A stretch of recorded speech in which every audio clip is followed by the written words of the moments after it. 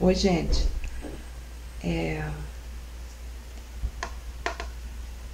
Eu tenho esse depósito aqui de biscoito e a tampa, ela tá enferrujada. Vocês podem observar, a tampa tá enferrujada.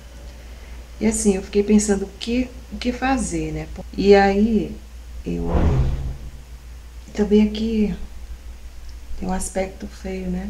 Então, assim, eu pensei em colocar papel contato.